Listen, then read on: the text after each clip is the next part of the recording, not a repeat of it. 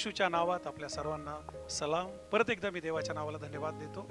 आज आपण ख्रिस्ती जगातल्या अतिशय पवित्र आणि अतिशय महत्त्वाचा जो उपवास काळ आहे त्यामध्ये प्रवेश करत आहोत, त्याला सुरुवात करत आहोत. आजपासून 40 दिवसाचे उपवास सुरू होत आहे आणि हा आजचा जो दिवस आहे हा बुधवार आहे.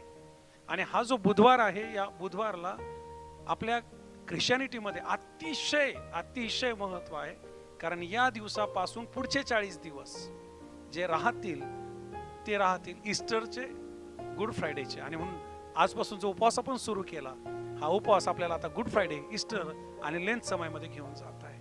आणि आम्हाला पाहायला मिळतं की या सर्व लेंथ समयची जी सुरुवात आहे ती आजच्या बुधवारपासून होते. आणि म्हणून या बुधवारला राखेचा बुधवार, या बुधवाराला पहिला उपवासाचा बुधवार अशा प्रकारचं म्हणतात. आता हा जो बुधवार आहे या बुधवाराला जे नाव मिळालं राखेचा बुधवार, याचा बेस जर आपण पाहिला, आपल्याला माहित आहे की प्रत्येक गोष्टीचा बेस आपण बायबल मधून पाहत असतो. आम्ही नाताळ हा जो शब्द आहे किंवा येशू ख्रिस्ताचा जो जन्मोत्सव हा शब्द जर आम्ही पाहिला तर त्याचा बेस आम्हाला बायबलमध्ये भेटतो. येशू ख्रिस्ताचं मरण, येशू ख्रिस्ताचं पुनरुत्थान, मोंदी गुरुवार, झावळ्याचा रविवार, हे बेस आपल्याला बायबलमध्ये भेटतात. परंतु ज्यावेळेस आम्ही राखेच्या बुधवारकडे येतो याचा बेस म्हणजे याच्यासाठी असलेला पर्टिक्युलर शास्त्र भाग आम्हाला बायबलमध्ये सापडत नाही. बायबलमध्ये कुठेही अशा प्रकारचा शास्त्र भाग नाही की ज्या ठिकाणी राखेच्या बुधवार किंवा राखेच्या बुधवारचा उपवास किंवा राखेच्या बुधवारची प्रार्थना हा शब्द आलाय. आणि म्हणून यासाठी आपल्याला थोडं इतिहासामध्ये गेलं पाहिजे. राखेचा बुधवार जो आहे याला जरी पर्टिक्युलर देवाचं वचन असं कुठं लिहिलेलं नाही की राखेचा बुधवार आणि त्या दिवशी धरलेला उपवास, परंतु शास्त्राचा अभ्यास करणारे जे स्कॉलर्स आहेत, जे थॅलोजियन आहेत, ते असं सांगतात की पहिली जी मंडळी होती, पहिल्या शतकातली मंडळी, ते 40 दिवसाचे उपवास करायचे. आणि ते 40 दिवसाचे उपवास करायचे आणि त्यामध्ये हा बुधवार देखील उपवासाचा असायचा. 3ऱ्या शतकामध्ये आम्हाला पाहायला मिळतं की जी निकेची परिषद भरली 325 मध्ये, त्या ठिकाणी खास हा ठराव घेण्यात आला आणि त्या ठरावामध्ये 40 दिवसाचे उपवास आणि त्यामध्ये विशेष करून हा जो बुधवार आहे याचा उल्लेख किंवा याची सुरुवात आम्हाला पाहायला मिळते. पहिली मंडळी पहिल्या शतकात उपवास होत होते, परंतु हे जे पहिल्या शतकातले उपवास होते हे ठरवून 40 दिवसाचे नव्हते, तर हे जवळजवळ 40 नसून 45 ते 46 दिवस असायचे. आणि काही लोक हे करायचे, काही लोक करत नव्हते. आणि अनेक लोक या उपवासामध्ये जायचे, या उपवासाला त्या ठिकाणी ते इन्व्हॉल्व व्हायचे, परंतु बरेचशा लोकांना कळत नव्हतं की यात हे केले पाहिजे का नाही केले पाहिजे. आणि हा जो विषय आहे याच्यावर चर्चा करण्यासाठी जगभरातले बिशप 325 मध्ये एकत्र आले आणि त्या ठिकाणी याच्यावर चर्चा झाली आणि एकमताने त्या ठिकाणी हा निर्णय घेण्यात आला की सर्व जेवढी मंडळी आहे ख्रिस्ती मंडळी त्यांनी 40 दिवसाचे उपवास करावे आणि विशेष करून हा जो लेंथ समय आहे हा त्यांनी साजरा करावा. आणि आम्हाला पाहायला मिळतं की तेव्हापासून या 40 दिवसाची उपवासाची सुरुवात आम्ही पाहतो. आणि हे जे 40 दिवस आहे हे ईस्टरच्या दिवसापासून अगोदरचे 40 दिवस मोजले जायचे आणि ईस्टरच्या अगोदरपासून जर 40 दिवस मोजले गेले तर तो ठरतो बुधवार. आणि म्हणून या बुधवारला विशिष्ट प्रकारचं महत्त्व प्राप्त झालं. काही लोक असंही म्हणतात की पहिल्या ज्या मंडळ्या आहेत ते बुधवारच्या दिवशी पहिला उपवास करत नव्हते, तर पहिला जो उपवास आहे तो रविवारचा असायचा. आणि म्हणून 3ऱ्या शतकापर्यंत असं म्हणणं आहे स्कॉलर्सचं की रविवार पासून सुरुवात व्हायची आणि पुढचे उपवास जे आहेत ईस्टर संडे पर्यंत चालायचे. परंतु या 3ऱ्या शतकामध्ये हा निर्णय घेण्यात आला की ईस्टर पासून 40 दिवस अगोदर, मी आपल्याला सुरुवातीलाही सांगितलं की सुरुवातीचे उपवास जे होते ते 45 ते 46 दिवस असायचे, ज्याच्यामध्ये लिपिक येर यायचं आणि मग कधी कधी ते 46 दिवस पण असायचे. परंतु 325व्या या परिषदेमध्ये, या निकेच्या धर्मसभेमध्ये हा निर्णय घेण्यात आला की ईस्टरच्या अगोदर 40 दिवस आणि तो जो 40वा दिवस आला ईस्टरच्या अगोदर तो होता हा बुधवार. मी अजून राखेच्या बुधवारकडे गेलो नाही, मी फक्त बुधवारबद्दल आपल्याशी बोलत आहे आणि त्या बुधवारबद्दल आपल्याशी बोलत आहे ज्या बुधवारपासून 40 दिवसाच्या उपवास प्रार्थना सुरू होतात आणि याला आपण आजपासून सुरुवात करत आहोत. आपल्याला 40 दिवस उपवास प्रार्थना करायच्यात. आपण आपल्यापैकी अनेक जण हे उपवास करणार असतील आणि म्हणून माझी इच्छा आहे की या मेसेजच्या माध्यमातून, या शिक्षणाच्या माध्यमातून तुम्हाला क्लिअर आयडिया असावी हे उपवास करत असताना, या समयाला सेलिब्रेट करत असताना, की नेमकं हा आला कसा, याची सुरुवात कशी झाली आणि आम्ही ख्रिश्चन या नात्याने, विश्वासणारे या नात्याने आम्ही याच्यात इन्व्हॉल्व्ह व्हावं की नाही व्हावं, आम्ही 40 दिवस उपवास करावे की नाही करावे, आणि त्याच्यासाठी पहिल्या मंडळीचा रोल काय, तिसऱ्या शतकातल्या मंडळीचा रोल काय, हे मी आपल्यापर्यंत घेऊन येतो आहे. जीवन बदलणारे संदेश, आपल्याला आशा देणारे संदेश आणि आपल्याला देवाच्या जवळ नेणारे संदेश ऐकण्यासाठी आमचं जे YouTube चॅनल आहे पास्टर दीपक थोरात या नावाने, या चॅनलला सबस्क्राईब करा, लाईक करा, इतरांपर्यंत शेअर करा. याद्वारे आपल्या जीवनामध्ये मोठ्या गोष्टी झाल्याशिवाय राहणार नाही. 5व्या शतकामध्ये पोप गेरी नावाचे जे बिशप होऊन गेले, त्यांनी देखील एक सभा घेतली आणि त्या ठिकाणी त्यांनी बुधवार हा बुधवार नसून राखेचा बुधवार आहे असं जाहीर केलं. आणि तेव्हापासून हा जो बुधवार आहे हा राखेचा बुधवार म्हणून ओळखला जाऊ लागला, जो आज आम्ही साजरा करत आहोत, किंवा आजपासून या उपवासाला आम्ही सुरुवात करत आहोत. मी सुरुवातीलाच आपल्याला सांगितलं की शास्त्रामध्ये कुठेही राखेचा बुधवार, राखेच्या बुधवारचा उपवास ना आम्हाला जुन्या काळात आढळतो ना नवीन काळामध्ये आढळतो. मग हा राखेचा बुधवार आला कुठून, तर मी आपल्याला सांगितलं की सुरुवातीला रविवार हा पहिला उपवासाचा दिवस होता, परंतु 3ऱ्या शतकामध्ये ज्यावेळेस धर्मसभा झाली ते बुधवारकडे आले, ईस्टरच्या अगोदर 40 दिवस. आणि तरीही बराच काळ काही लोक रविवारचे धरायचे, काही लोक बुधवारचे धरायचे. आणि म्हणून पोप गेरी यांनी आम्हाला पाहायला मिळतं 5व्या शतकामध्ये परत एक सभा घेतली आणि हा जवळजवळ जीआरच काढला की बुधवार हा जो आहे हा ईस्टरच्या अगोदरवा 40वा दिवस आहे आणि म्हणून तिथं तुम्ही उपवास धरावा आणि त्या दिवसाला राखेचा बुधवार अशा प्रकारचं म्हटलं गेलं. आणि म्हणून हा जो राखेचा बुधवार आहे हा सेलिब्रेट करत असताना, पहिला उपवास आपण साजरा करत असताना, हा आहे मंडळाचा इतिहास की ज्याच्या मागं आपल्याला बुधवार पाहायला मिळतो, रविवार पाहायला मिळतो, 40 दिवसाचे उपवास पाहायला मिळतात, 45 दिवसाचे उपवास पाहायला मिळतात, 46 दिवसाचे उपवास पाहायला मिळतात. पण एक महत्वाची गोष्ट आम्ही पहिल्या मंडळीपासून पाहतो, एक महत्वाची बाब जी त्यांना करूशी वाटली ती होती की देवाच्या सहवासात जावं, प्रार्थना करावी, उपवास करावेत. आणि म्हणून ही अतिशय चांगली गोष्ट या मंडळीने सुरुवात केली की ते 40 दिवसाचे उपवास आणि प्रार्थना करत होते. 40 दिवसाचे उपवास, 40 दिवसाचा हा लेंथ समय, याच्यासाठी आपला युट्यूबवर आणखीन एक मेसेज आहे ज्याला आपण लेंथ समय म्हटलं आणि त्यामध्ये तुम्हाला अजून डिटेल भेटतील. मी आता आपल्याशी फक्त राखेच्या बुधवार बद्दल बोलत आहे. आणि म्हणून आम्ही पाहिलं की पहिला जो बुधवार ठरला ईस्टरच्या अगोदर तो पहिला उपवासाचा दिवस ठरला आणि आजपासून आता ईस्टर येईपर्यंत जे पुढचे 40 दिवस असतील, ज्याच्यात रविवार ते इन्क्लूड केला जात नाही, ते असतील उपवासाचे दिवस. आणि 40व्या दिवसानंतर जो दिवस येईल तो राहील ईस्टरचा दिवस. आता या बुधवारला ख्रिश्चनिटीमध्ये, ख्रिस्ती जगामध्ये राखेचा बुधवार म्हटलं जातं. आणि म्हणून राखेचा बुधवार याच्या मागची हिस्ट्री जी आहे ती आपण जाणून घेतली पाहिजे की याला राखेचा बुधवार का म्हटलं जातं. आणि म्हणून आम्हाला पाहायला मिळतं हा जो राखेचा बुधवार आहे हा फक्त राखेचा बुधवार नाहीये, तर हा राखेचा उपवास पण आहे. आणि जेव्हा आम्ही राखेच्या उपवासकडे येतो, आम्हाला बायबलमध्ये राखेचा बुधवार सापडणार नाही, परंतु बायबलमध्ये आम्हाला राखेचा उपवास सापडेल. मी परत सांगतो, लक्षपूर्वक आहे का? आपण उपवास करत असताना आपल्याकडे क्लिअर शिक्षण असलं पाहिजे, क्लिअर अंडरस्टँडिंग असली पाहिजे, आपल्याला क्लिअर त्याचं नॉलेज असलं पाहिजे. आणि म्हणून परत परत मी सांगतो की सुरुवातीला बुधवार हा पहिला उपवास नव्हता, तर रविवारच्या दिवशी पहिला उपवास चालू व्हायचा. परंतु 3ऱ्या शतकामध्ये बुधवार हा गणला गेला ईस्टरच्या अगोदरवा 40वा दिवस. आणि तो सुरू झाला तरी बऱ्याच लोकांनी त्याच्यामध्ये इन्व्हॉल्वमेंट नव्हती घेतली, वाद घालत होते. आणि म्हणून 5व्या शतकामध्ये बिशप गेरी यांनी पुढाकार घेऊन सर्वानुमते हा ठराव पास केला. आणि तेव्हापासून हा जो बुधवार आहे हा फक्त बुधवार राहिला नाही, तर हा राखेचा बुधवार म्हणून गणला गेला. आणि या दिवशी आम्हाला पाहायला मिळतं की राख जी आहे, ऍश जी आहे, याला इंग्लिशमध्ये ऍश वेनसडे म्हटलं, ही ऍश जी आहे ती पण उपवासामध्ये आली. आणि या राखेच्या उपवासामध्ये कशी एंट्री झाली आणि त्याचं कारण काय ठरलं तर आपण त्याकडे पाहत आहोत. मी आपल्याला सांगितलं की राखेचा बुधवार जरी बायबलमध्ये कुठं लिहिलेला नाही, वचनात कुठं लिहिलेला नाहीये, हा कुठं उपवासाचा दिवस, सणाचा दिवस जरी आम्हाला बायबलमध्ये पाहायला मिळत नाही, परंतु राखेचा उपवास आम्हाला बायबलमध्ये पाहायला मिळतं. शास्त्रामध्ये लिहिलं, योबाचं पुस्तक 42 अध्याय वचन 6 मध्ये जर तुम्ही पाहाल तर योब जो आहे हा देवाचा भक्त म्हणतो की मी राखेमध्ये बसून पश्चाताप करत आहे. योबाचं पुस्तक हे पवित्र शास्त्रातलं सर्वात जुनं पुस्तक आहे. योबाचं पुस्तक हे पवित्र शास्त्रातलं सर्वात पहिलं पुस्तक आहे. आणि तुम्ही अभ्यास जर केला तुमच्या लक्षात येईल की मी काय बोलत आहे. योबाचं पुस्तक अतिशय जुनं अब्रामाच्या अगोदर योब झाला, अशा प्रकारचं शिक्षण आणि अशा प्रकारची आम्हाला पाहायला मिळतं. स्कॉलर्स म्हणतात की अब्रामाच्या अगोदरचा योब आहे आणि फार जुनी गोष्ट. हा योब आम्हाला पाहायला मिळतं की याच्या जीवनामध्ये जी घटना आहे त्या घटनेला तो म्हणतो की मी राखेमध्ये बसून पश्चाताप करत आहे. मी आपल्याला सांगितलं राखेचा बुधवार जो आहे हा बुधवार पश्चाताप करायचा बुधवार आहे.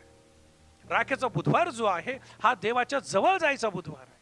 राखेचा जो बुधवार आहे हा प्रार्थना करायचा बुधवार आहे. आणि राखेचा बुधवार जो आहे हा पुढील 40 दिवस आम्ही उपवास करत असताना आम्हाला पश्चातापाचं आव्हान करेल, आम्हाला प्रार्थनेचं आव्हान करेल, आम्हाला रडण्यासाठी त्या ठिकाणी उत्तेजना मिळेल, देवाच्या जवळ जाण्यासाठी उत्तेजना मिळेल, येशूचं दुःख आम्हाला आठवायला त्या ठिकाणी संधी मिळेल, येशूने आमच्यासाठी काय सहन केलं आम्हाला ते आठवायला या ठिकाणी संधी मिळेल, येशू आमच्यासाठी प्रायश्चित्त झाला, येशू आमच्यासाठी कोकरा झाला, आमचं पाप त्याने स्वतःवर घेतलं, आमची शिक्षा त्याने स्वतःवर घेतली. या सगळ्या गोष्टींची आठवण जर तुम्हाला पाहिजे आणि करून घ्यायला पाहिजे तर त्यासाठी आम्हाला राखेचा बुधवार महत्वाचा आहे. आणि योब म्हणतो की मी राखेत बसून पश्चाताप करत आहे. जुना करारामधून आम्ही ही जी राख आहे, ही जी ऍश आहे, थोडीशी त्याची हिस्ट्री घेत आहोत आणि आम्हाला पाहायला मिळतं योब म्हणतो की मी राखेत आणि धुळेत बसून त्या ठिकाणी पश्चाताप करत आहे. इतकंच नाही, नेहम्याच्या पुस्तकात त्याचा 9वा अध्याय आणि वचन 1 जर तुम्ही पाहिलं तर त्या ठिकाणी सर्व इस्रायल लोक नेहम्या समवेत एकत्र आलेले आहेत आणि आम्ही पाहतो की ते गोंताट नेसलेले आहेत आणि धुळीमध्ये बसलेले आहेत.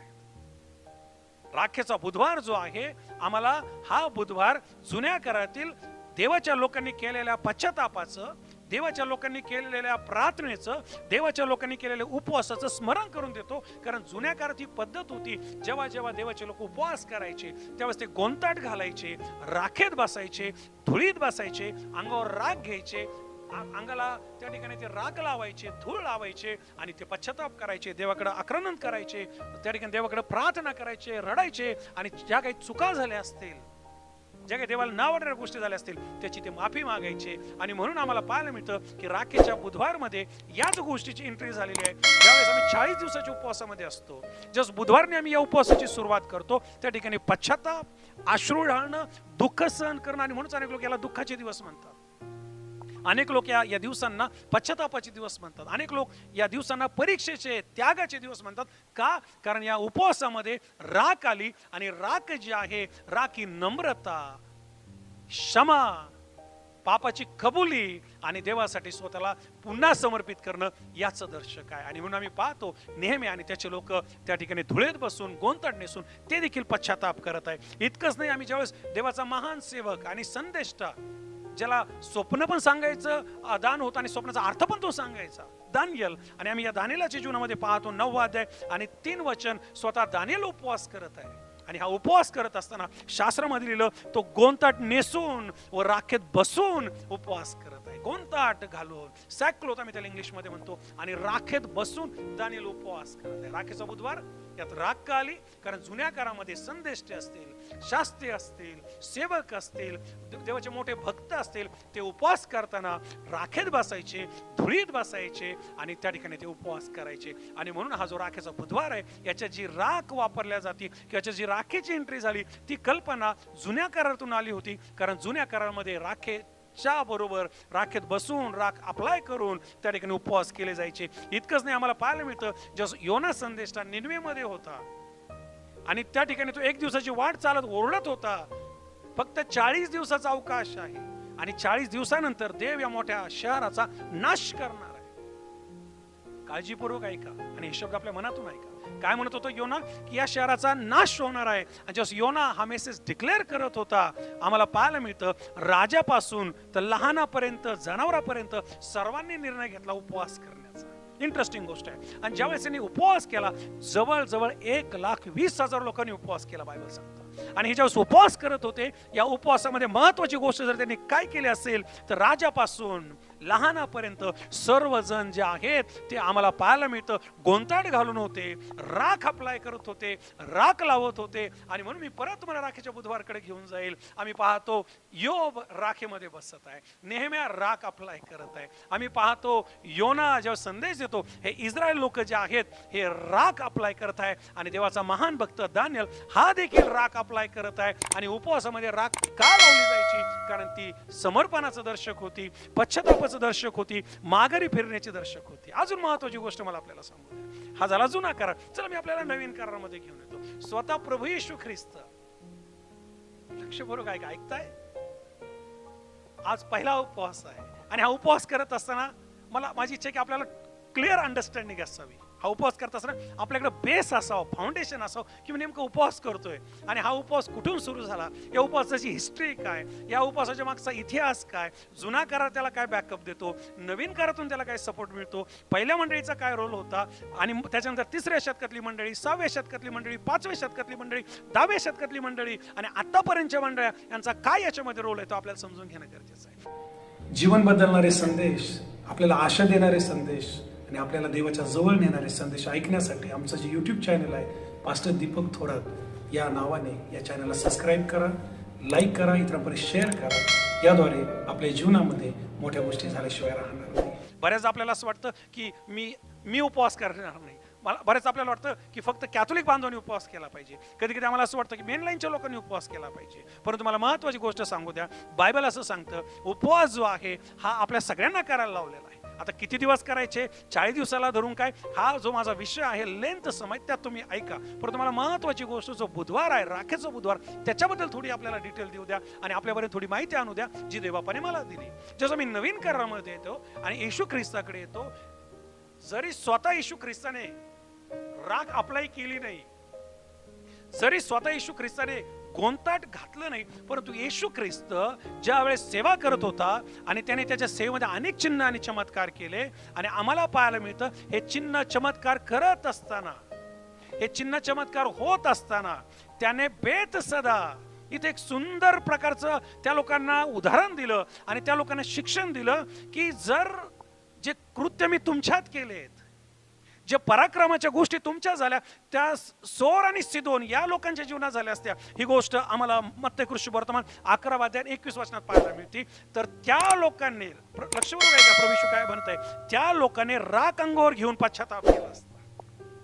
राखेचा बुधवार हा शब्द पर्टिक्युलर जरी आम्हाला जुन्या नावाकडे सापडत नाही, पण राख हा शब्द, राखेच्या मागची भूमिका, पश्चातापाची भूमिका, देवाकडे वळण्याची भूमिका, पापातून बाहेर येण्याची भूमिका, व्यसन सोडून द्यायची भूमिका, जगाची संबंध तोडायची भूमिका, देवासाठी जगायची, देवासाठी मरायची भूमिका, ही आम्हाला उपवासामध्ये पाहायला मिळते. आणि स्वतः येशू ख्रिस्त या लोकांना म्हणतो की बाबांनो, तुमच्या ऐवजी सोर आणि सिदोनचे लोक असते तर त्यांच्या जर मी या गोष्टी केल्या असत्या, त्यांच्या जीवनात जर चिन्ह चमत्कार झाले असते तर कधीच त्यांनी अंगावर राख घेतली असती आणि त्यांनी त्या ठिकाणी पश्चाताप केला असता. आणि म्हणून हा जो बुधवार पहिला दिवस आहे या उपवास प्रार्थनेचा, पुढील 40 दिवसाचा आम्हाला पाहायला मिळतो. जुन्या काळातही आम्हाला उपवासाचा बॅकअप भेटतो आणि नवीन काळातही आम्हाला उपवासाचा बॅकअप भेटतो.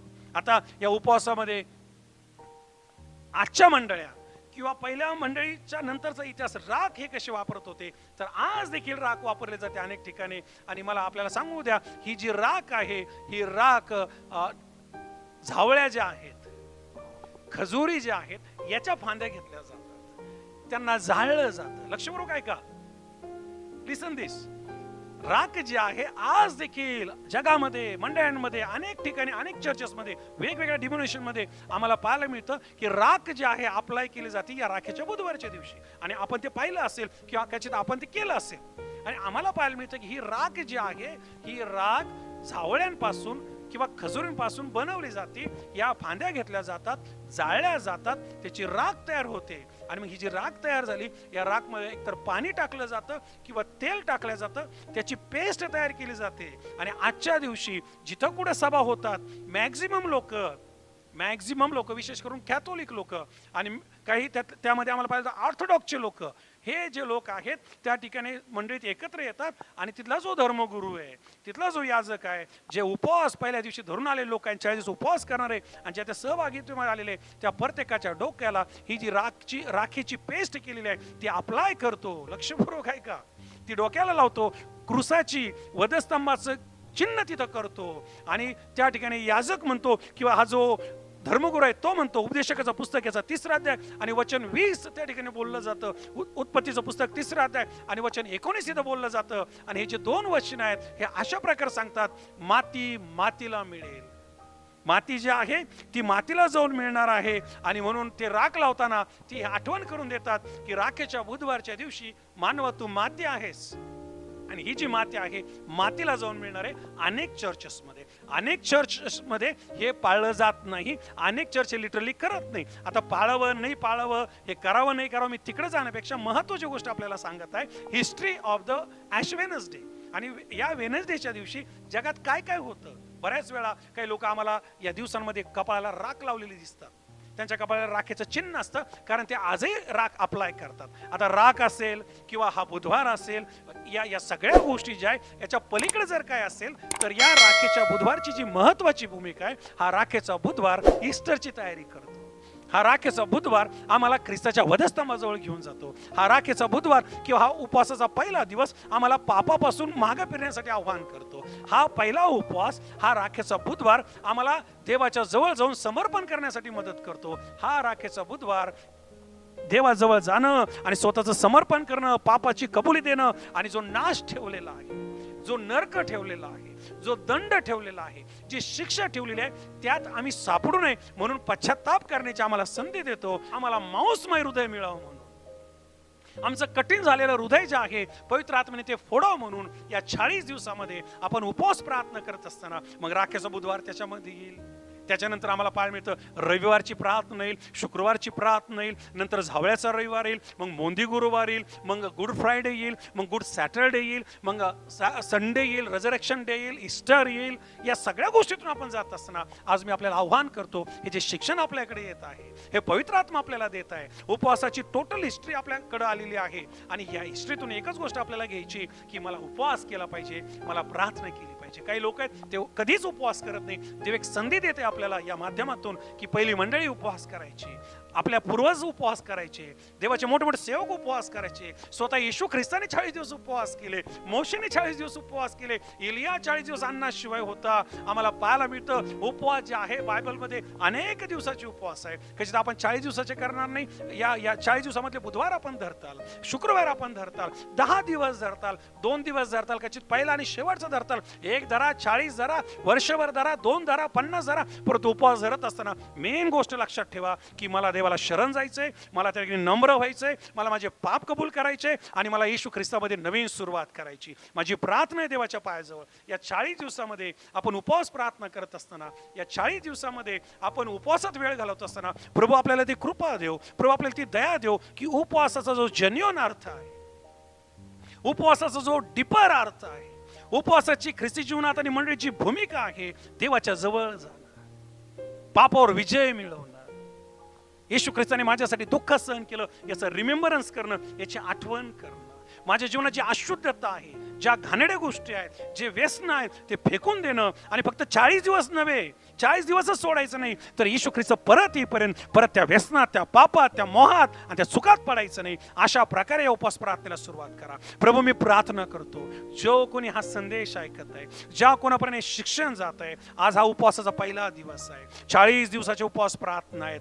हा पूर्ण उपवासमय काळ आहे, हा लेंथ पिरियड आहे. आणि तुझे मुलं, तुझ्या मुली, तुझे सेवक सेविका, तुझे लेकरं उपवास करत असताना प्रभू पश्चातापी हृदय दे. आमचे पूर्वज उपवास करायचे आणि ते पश्चाताप करायचे, ते राखेत बसायचे, ते गोंताड घालायचे, ते रडायचे, ओ ते दाढी ओढायचे, ते शोक करायचे, ते विलाप करायचे आणि तू त्यांच्या प्रार्थना ऐकायचा. प्रभू आता आम्हाला ते करायचं नाही, कारण येशू आमच्यासाठी सर्वस्व झाला. प्रभू येशू तू आमचे ओझ आणि आमचं पाप त्या वधस्तंभावर वाहिलं आणि म्हणून आम्ही तुला धन्यवाद देतो. आणि या 40 दिवसामध्ये, या सीझन मध्ये आणि वर्षभर जेव्हा जेव्हा आम्हाला संध्या मिळतात उपवास करायच्या, आम्ही उपवास करत असताना प्रभू आम्हाला ती कृपा दे की आम्ही पाप करणार नाही.